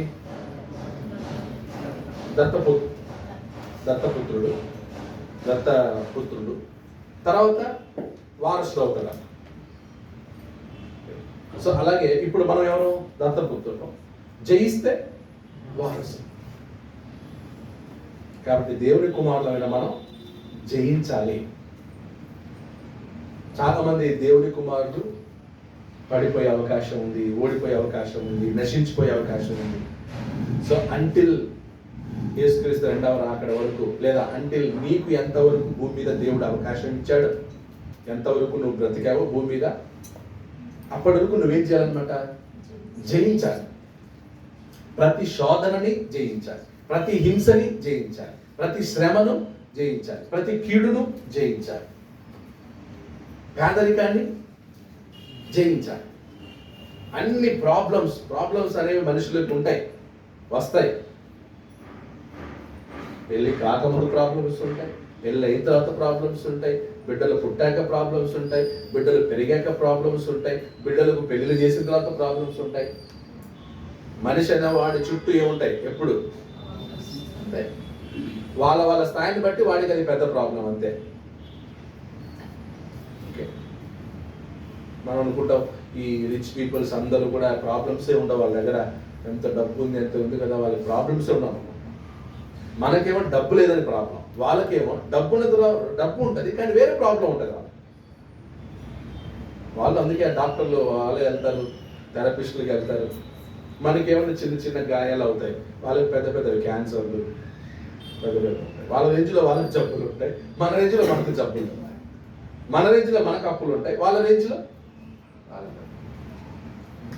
విజయ్ మల్య ఎలాంటి వాడు? అన్ని కోట్లు ఉన్నాడు, ఇండియాకి రాలేని పరిస్థితి, లండన్లో ఉన్నాడు, ఇండియాకి రావట్లే. ఎందుకు? ఆయనకి ప్రాబ్లం ఉంది. సో అలా ప్రతి ప్రాబ్లంని మనం ఏం చేయాలి? జయించు, కూరుకుపోవద్దు, దాంట్లో కూరుకుపోవద్దు, జయించు, కమ్అట్. దానికి ఏం చేస్తావు? వచ్చాయి సొల్యూషన్ ఏంటి? సో దేవుడు కూడా వెయిట్ చేస్తా ఉన్నాడు. జయించు వానికి జీవజలముల ఊటనిచ్చాను, జయించు వానికి పరలోకాన్ని ఇస్తాను, జయించు వానికి నేను దేవుడినై ఉంటాను, జయించువాడు నాకు కుమారుడై ఉంటాడు. జయించాలా ఓడిపోవాలి? జయించాలంటే కొట్టి చంపడం కాదు, మళ్ళీ జయించాలంటే కొట్టి చంపడం కాదు. మనకి ఎవరైనా కీడు చేస్తే జయించడం అంటే మనం అనుకుంటాం వానికి ప్రతి కీడు చేసి వాడు ఏడ్చేటట్లు చేస్తే అప్పుడు మనం వినైనట్టు. వాడు నన్ను ఏడిపిస్తాడా, సంగతి చెప్తాను అని ఏదో చేస్తాం మనం, వాడు ఏడిచినప్పుడు మనం చేస్తాం. చూసావా, నన్ను ఏడిపించాడు, ఇప్పుడు నేను ఏడిపిస్తాను. అది కాదు జయం, అది జయం కాదు, అది నువ్వు ఓడిపోయావు. కీడుకు ప్రతి కీడు చేయటం ఓడిపోవటం, జయించడం కాదు. ఓకే, పగ తీర్చుకోవడం ఓడిపోవడం, జయించడం కాదు. అపకారమును మనసులో ఉంచుకోవడం ఓడిపోవడం, జయించడం కాదు. అసూయపడడం ఓడిపోవడం, జయించడం కాదు. మాట్లాడకుండా మౌనంగా ఉండటం ఓడిపోవడం, జయించడం కాదు. నాకెందుకు వచ్చింది, నా పని నేను చేసుకుంటాను, నేను ఎవరి జోలికి పోను, ఎవరి జోలికి నాకు రావద్దండి, అది ఓడిపోవడం, జయించడం కాదు. కాబట్టి జయించువాడు దేవుడి కుమారుడై ఉంటాడు.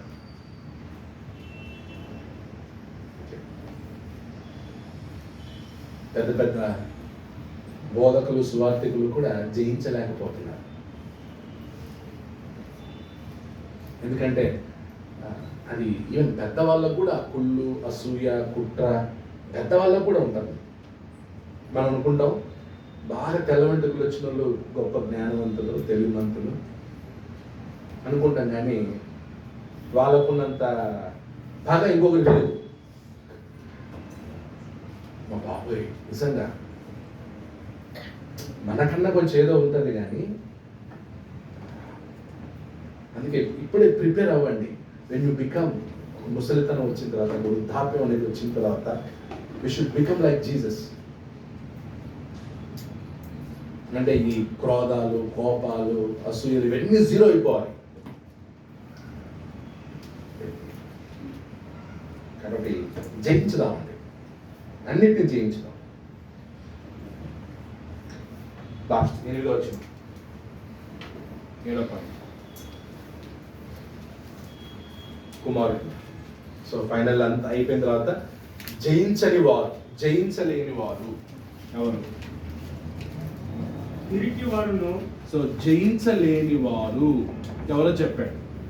ఎవరు జయించలేని వారు? పిరికి వారు. సో యేసు ప్రభుని నువ్వు వెంబడించావా, యేసు ప్రభుని ఫాలో చేసావా, నేను చంపేస్తాం అనగానే భయపడి ప్రాణాలు అవును చంపేస్తారా, అయితే యేసు ప్రభు దగ్గరికి నేను వెళ్ళను. పిరికితనం అది, పిరికితనం. సో పిరికి వారు, జయించలేని వారు. జయించలేని వారిని ఏమంటున్నారు? పిరికి వారును. సో నీ లైఫ్ లో ప్రాబ్లమ్స్ వచ్చినప్పుడు ఏం చేయాలి? జయించాలి. జయించకపోతే మాట్లాడలేదు. పిరికి వాడవి.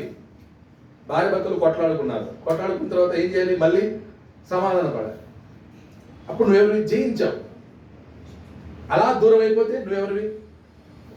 పిరికివాడి. పిరికివాడి. అప్పు కట్టాలి, అప్పు కట్టకుండా సూసైడ్ చేసి చచ్చిపోతే పిరికివాడు. ఏదైనా సరే పిరికితనం ఉండొద్దు. సో జయించలేని వారు ఎవరంటే పిరికివారు, తర్వాత అవిశ్వాసులు, తర్వాత అసహ్యులు, తర్వాత నరహంతకులు, వ్యభిచారులను, తర్వాత వ్యభిచారులు, మాంత్రికులు, విగ్రహారాధకులను, తర్వాత విగ్రహారాధికులు, అబద్ధికులందరూ, అబద్ధికులందరూ అగ్ని గంధకములతో మండు గుండములో పాలుకొందురు. సో ఎవరు జయించలేని వారంటే లిస్ట్ ఇచ్చాడు.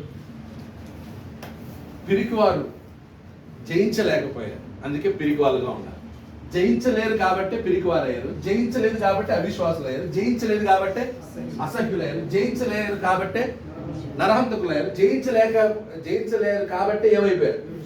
ఇప్పుడు యోసేపు, పోతిఫరు భార్య యోసేపుని ప్రేరేపించింది, జయించాడా, సరెండర్ అయ్యాడా? కాబట్టి యోసేపు వ్యభిచారి కాదు, లోబడితే వ్యభిచారం. సో జయించలేని వాడు వ్యభిచారం చేస్తాడు, జయించేవాడు వ్యభిచారం చేయడు. ఎంత టెంప్టేషన్ వచ్చినా, ఎన్ని శోధన వచ్చినా వ్యభిచారం చేయడు. జయించని వాడు వ్యభిచారులు అవుతారు. తర్వాత మాంత్రికులు, అంటే ఈ కష్టాలకు భయపడి మంత్రవాదుల్ని ఆశ్రయిస్తారు కదా, చూసారా? కొంచెం కష్టాలకు భయపడి, దయ్యాలకి భయపడి, లేదా ఇంకో దానికి భయపడి జ్యోతిష్యాలు చూడడం, ఆ తర్వాత తాయెత్తులు కట్టడం, డోర్కి కొబ్బరికాయలు కట్టడం, భయం. ఓకే, లేదా మనకి ఎవరన్నా కీడు చేశారంటే వానికి ఏమన్నా అయ్యేటట్టు ఏదైనా మందు పెడదాం. ఉన్నాయి బ్లాక్ మ్యాజిక్లు నమ్మే వాళ్ళు ఉన్నారు, ఇంకా ఉన్నారు అలాంటి వాళ్ళు.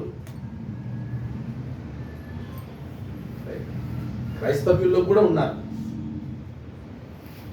తంత్రాలు ఇవన్నీ నమ్మకం. నెక్స్ట్ విగ్రహారాధికులు. నాకు నేను వస్తా ఉంటే అక్కడ మేరీ మాత బొమ్మని ఊరేగించుకుని తీసుకెళ్తున్నాను. విగ్రహారాధన, క్రైస్తవుల విగ్రహారాధన విపరీతంగా ఉంది.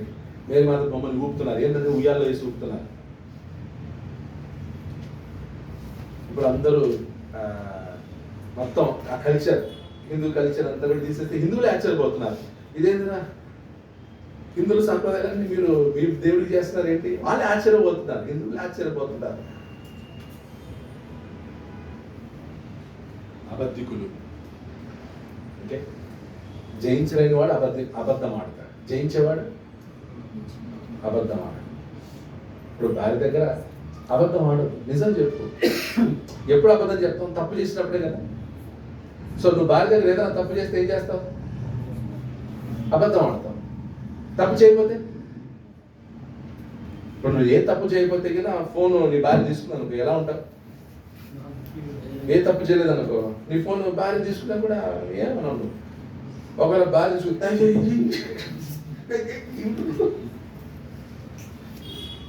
Something is wrong. హెచ్టి అప్పుడు ఫోన్ పాస్వర్డ్ తెలుసా? ఓకే, గుడ్, అయిపోయింది. ఇమ్రాన్ గారు తెలుసా?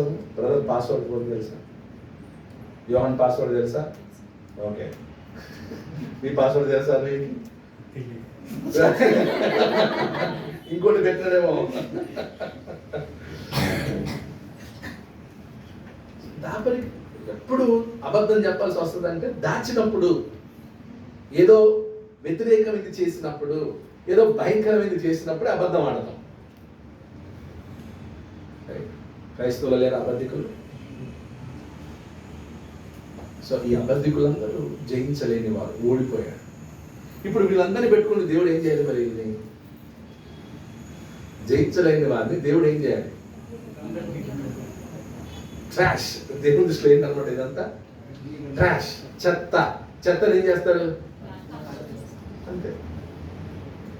అసలు జయించలేని వారు ఎక్కడికి వెళ్తారనమాట? అగ్ని గంధకములో మండు గుండములో పాలు పొందురని. సో అగ్ని గుండములో పడవేయబడుదురు.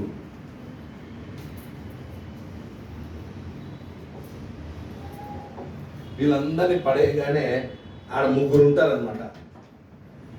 ముందు ఆల్రెడీ ముగ్గురు పోయినారు. వీళ్ళందరికంటే ముందు ఎవరు? సాతాను, అబద్ధ ప్రవక్త, క్రూర మృగం. అంటే సాతాను, వాని దూతలు అందరు ఎక్కడ ఉంటారు ఆల్రెడీ. అప్పుడు వాళ్ళు వెల్కమ్ చెప్తారు, రండి రా మీకోసం ముందు వెయిట్ చేస్తున్నాం, రండి.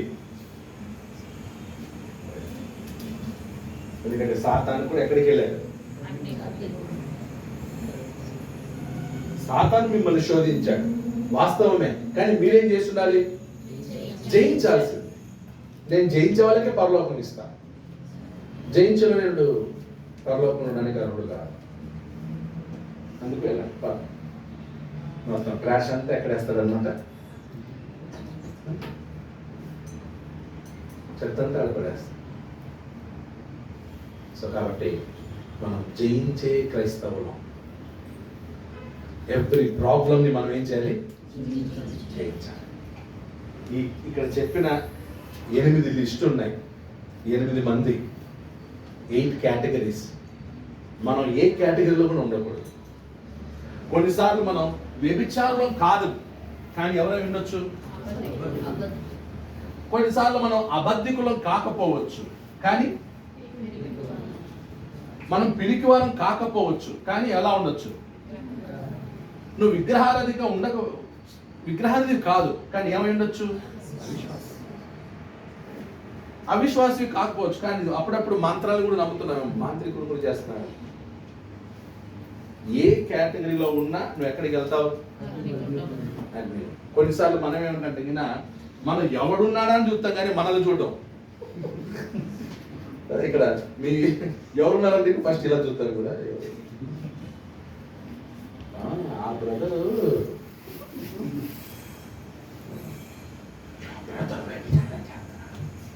నువ్వు అబద్ధికు రాలి, అది కనిపించదు. సో మనం అవతలోళ్ళ మిస్టేక్ని చూస్తాం, అవతలోడు దర్కానికి పోవడానికి అనుకుంటాం, అవతలోడు పాపం చేస్తాడు అనుకున్నాం తప్ప మన గురించి ఆలోచించు. సో ఈ 8 కేటగిరీస్లో నువ్వు ఎక్కడా కూడా ఉండకూడదు. ఒకవేళ ఉన్నట్లయితే నువ్వేమవుతావు?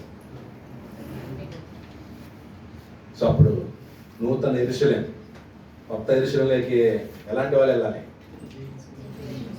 జయించేవాడు వెళ్ళాలి, జయించేవాడు వెళ్ళాలి. నూతన గృహ ప్రవేశం ఎలా ఉంటాయి? అన్ని కొత్తవే కదా. కొత్త ఇల్లు ఉన్నప్పుడు ఏముంటాయి? అన్ని కొత్తవే. లైట్లు కొత్తవే, ఫ్యాన్లు కొత్త, పాష్ ఇల్లు కట్టి పాత ఫ్యాన్ పెట్టండి కట్ట తిరిగేది ఎలా ఉంటుంది? అందరూ తిడతారు కదా, ఏమని ఇంత ఖర్చు పెట్టి ఆ పాత ఫ్యాన్ ఎందుకు పెట్టేవారు అంటారు ఎవరు. దేవుడు నూతన యెరూషలేములో ఈ బ్యాచ్ని తీసుకొస్తే ఎలా ఉంటుంది? దేవుడు సాతాను గాడు ఇంకా ఏలం చేస్తాడు. అగ్ని కూడా దేవా చూసావా, కాంప్రమైజ్ అయిపోయి ఆ పెరుకొని పెట్టుకున్నావు నువ్వు. అందుకే దేవుడు క్రొత్త యెరూషలేము, నూతన యెరూషలేములో నూతన మనస్సు, నూతన హృదయం, నూతన ఆలోచన, ఇలాంటి కేటగిరీ లేని మనుషుల్ని అనగా జయించినటువంటి వారితోనే ఆయన ఆ నూతన యెరూషలేముని నింపుతాడు. ఓకే, సో అలా మనం ఉండాలని, దాని కొరకు మనం ప్రయత్నం చేయాలని. దయచేసి ఈ కేటగిరీలో నుంచి మనం ఒకవేళ ఉన్నట్లయితే నువ్వేం చేయి, బయటకు వచ్చి, తొందరగా బయటకు వచ్చి, స్టార్ట్ ఫ్రమ్ టుడే. ఒకవేళ నువ్వు వ్యభిచారివా, ఈ రోజు నుంచి స్టాప్. ఒకవేళ నరహంతకుడిగా, సహోదరుని ద్వేషిస్తున్నావా, ఈరోజే స్టాప్ లవింగ్. ద్వేషం ప్రేమగా మార్చుకో. సో ఇలాగ మీకు దృష్టి వేసుకొని ఇది పెట్టాలి. యాక్చువల్లీ అన్ని ఎప్పుడు ఇష్టం, దేవుడు మెలకుడుగా ఉండి ప్రార్థన చేయుడి, సమాధానం ఉండదు గాక, ఇలాంటివి ఉంటాయి. ఇవి పెట్టండి చూద్దాం. నరకానికి పోయేవారు అని ఒక పెద్ద లిస్ట్ వేసి ఎవడన్నా పెట్టాడు ఏ ఇంట్లో మాట్లాడలేదు. ఏ ఇంట్లో ఫ్రేమ్ ఉందా? పోనీ ఈఎల్ఎస్ గిఫ్ట్ షాప్లకు పోతే ఈ లిస్ట్ ఉంటుందా? నరకానికి వెళ్ళువారు అని లిస్ట్ ఎప్పుడన్నా ఫ్రేమ్, పెద్ద ఫ్రేమ్ పెడతారు? పెట్టరు. అంటే అన్ని ఏం కావాలన్నమాట ఎప్పుడు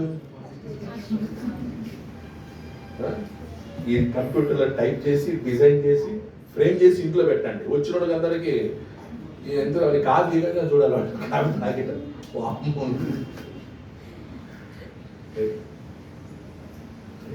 మనం ఇప్పుడు లిస్ట్ వేసుకుని ఉండాలి. ఈ లిస్ట్ ఉండాలి మన దగ్గర. ఓకే, సో మంచిదైతే వచ్చే వారం మనం మిగతా 9 నుంచి మిగతా బాగానే ఆలోచిద్దాం. అందరికీ